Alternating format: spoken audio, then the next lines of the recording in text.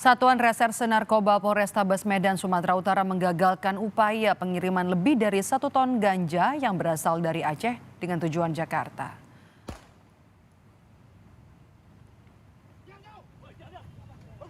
Penyergapan terhadap 1 mobil box yang berisi 1 ton lebih narkoba jenis ganja dilakukan petugas dari Satres Narkoba Polrestabes Medan, Sumatera Utara di Jalan Jamin Ginting, Kota Medan.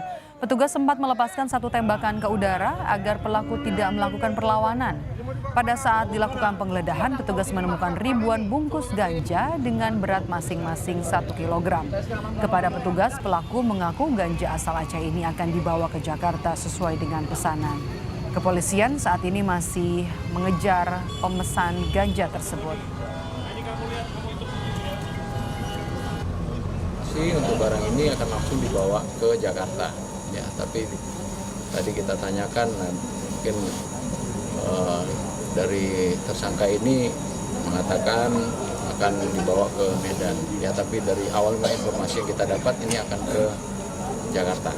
Ini masih kita dalami lagi, tapi hasil pembuntutan ya oleh rekan-rekan kami dan pada saat juga melakukan penangkapan ini 1 orang ya atas nama Helmi. Pemesan barang ini 1 orang juga? Masih kita dalam untuk pemesannya ya.